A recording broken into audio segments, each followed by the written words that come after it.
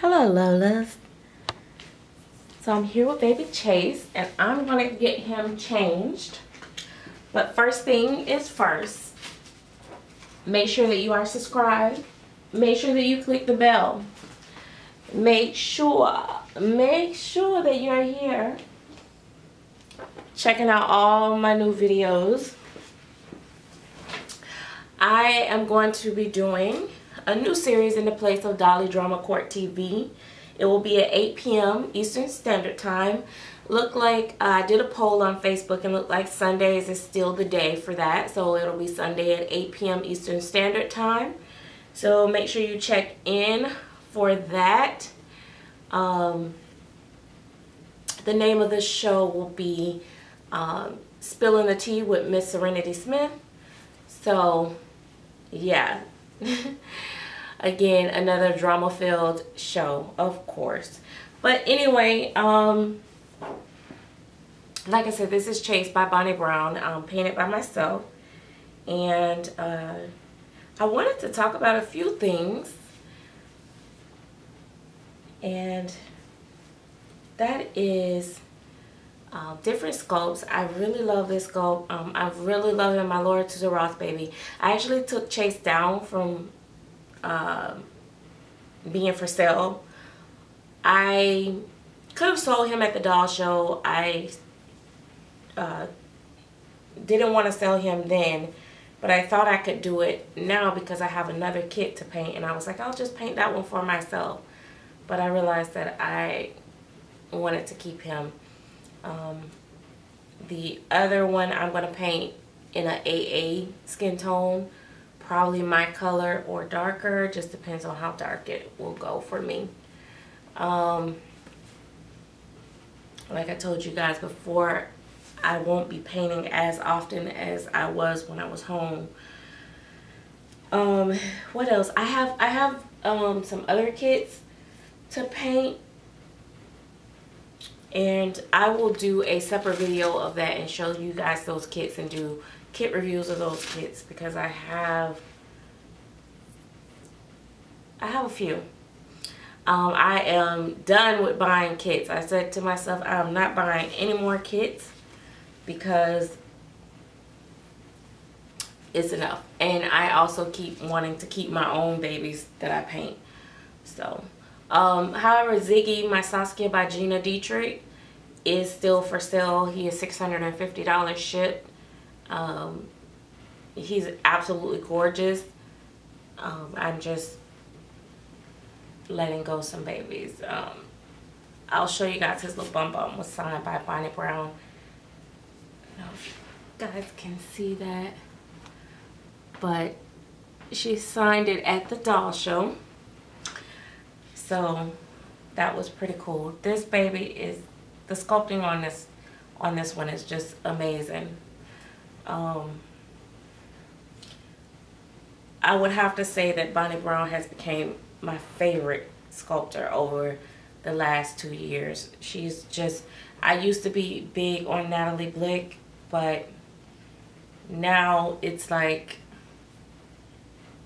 Bonnie Brown. Like almost everything that she touched and put out is like amazing. It's like, I mean, she does super realistic faces and limbs, and they're just super cute. They're just, I don't know, just my type of babies.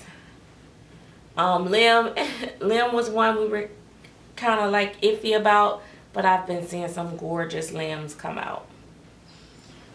He takes a modified pacifier. I have not given him a magnet because of that, and I don't think I will, because I love pacifiers, but I haven't really been putting him on a lot of pacifiers, and I think I just like just modifying than doing the whole magnet thing.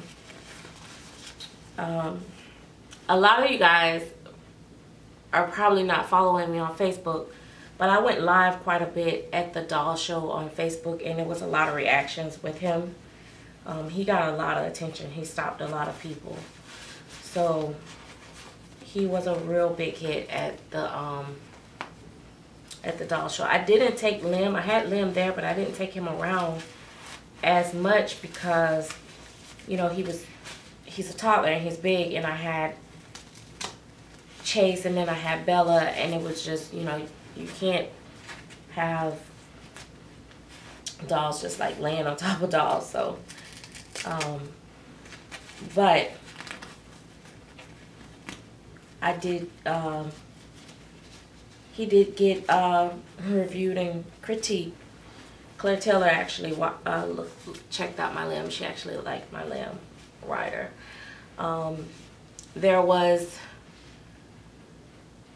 quite a bit of people came back to my room, and we hung out, and so it was pretty fun. And they saw, they got a chance to see my limb.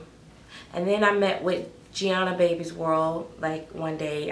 In the morning, it was just us, and we kind of chit-chatted and hung out for a little bit in my room talking and stuff like that. So it was, you know, it was just definitely a great experience.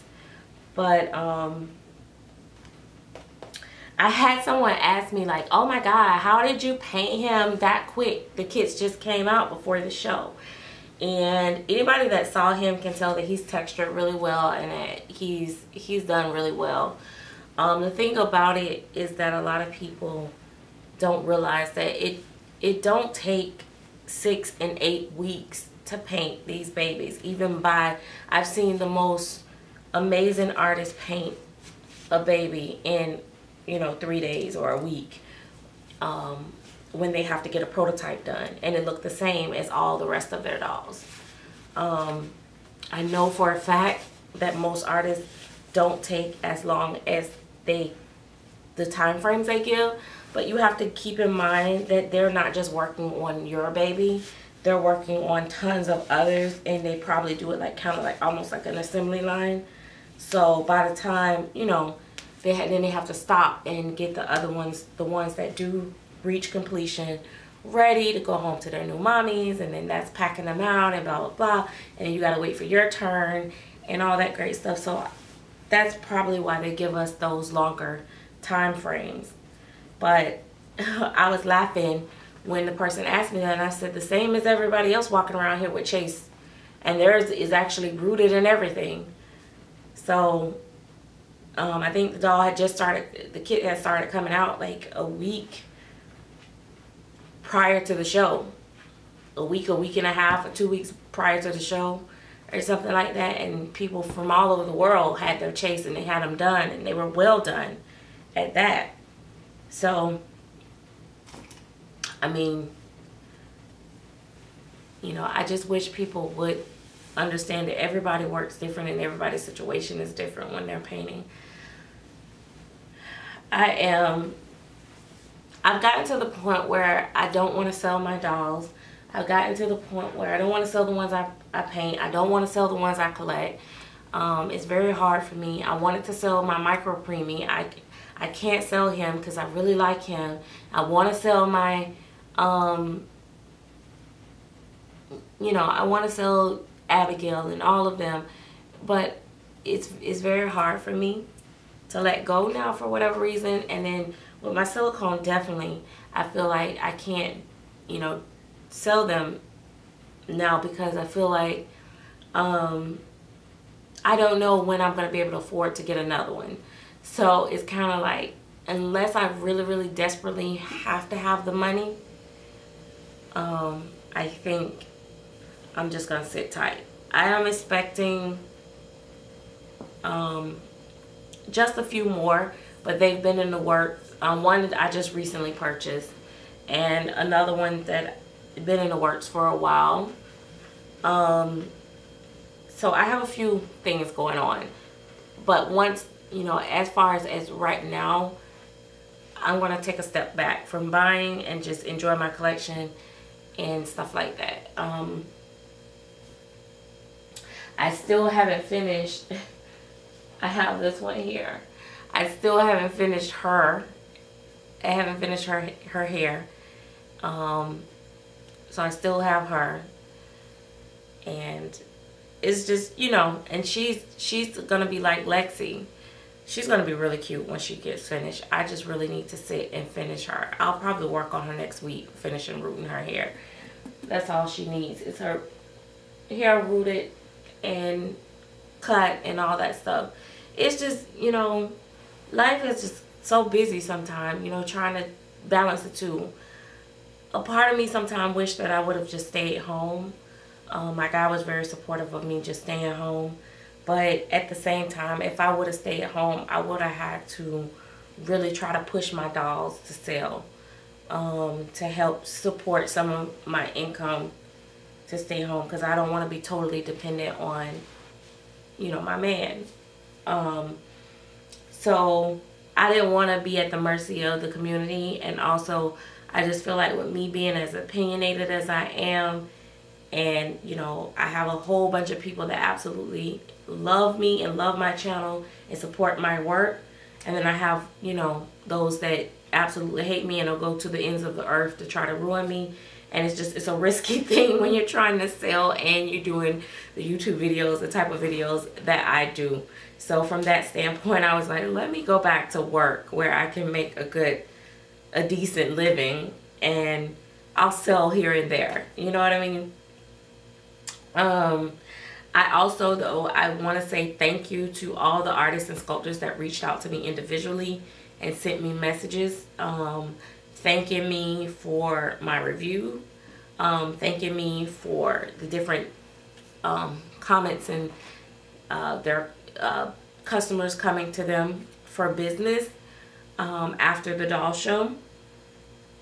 I was really shocked at some of them that did contact me. There was one particular conversation when I was live on Facebook. I forgot I was live, and I had kind of put the phone over to, like, it was holding in my hand, and I was literally having a whole private conversation, like a whole conversation privately with another collector about an artist's work. And I'm whispering and stuff, thinking that, you know, we having a real private conversation, and all of a sudden, for some reason, something happened, flashed across my phone and caught my attention, and I was like, oh my God, I forgot I was live. And it was just like, never mind. But that particular artist, and it wasn't like not a total 100% everything great type feedback that I, you know, what I gave towards that artist. And that particular artist actually told me she's actually getting a ton of business from my review. And I'm like, wow, that is crazy, because there's so many people upset and having a fit off of the review. Not so many, just a few, but are upset. But a lot of people have benefited off of it, which is normally it happens or whatever. But I was just shocked to hear, you know, from people that, you know, like I said, everything that I said about their work wasn't 100% positive, but it was facts. And so I think what people need to understand is that collectors can take the truth better than they can a lie. When we know what we're going to expect, if we know that there's a possibility that your doll might lose paint or something, but you're gonna take care of it if something happened, I think we will make that decision based upon that. And if it doesn't happen, that's great. If it does happen down the road, we know that, okay, we didn't just throw away, you know, $1,000 or a couple $1,000. This artist will stand by her work. Now, that doesn't mean that you can hold a doll for 5 years and then contact the artist and say, I need you to fix something or whatever, because guess what? You've done a whole lot. A lot of these collectors, not all, but have done a whole lot with the dolls by then. And that's kind of your wear and tear. And you shouldn't even want the artist to fix it, for at least not for free. It's okay to ask if you can pay, but you shouldn't feel like they are obligated to come and refresh your doll after 5-6 years or 3 or 4 years. Not even after 2. After a year, I think it's a done deal. And I'm speaking of silicone reborns. Yeah, don't even call me 30 days after. I mean, well, I ain't gonna say 30 days, but I'll say like 60 days or so. But it depends, because some people do the most. I see people using baby wipes, etc., etc.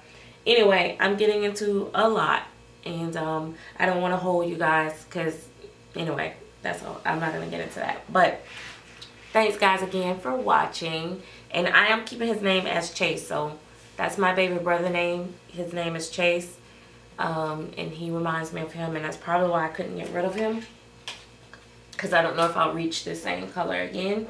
So I am going to keep him as Chase, and I may get him rooted hair, but I actually like his bald head, so I think I might keep him bald. I'll probably get the other one rooted. So alright guys, talk to you guys later. Bye bye.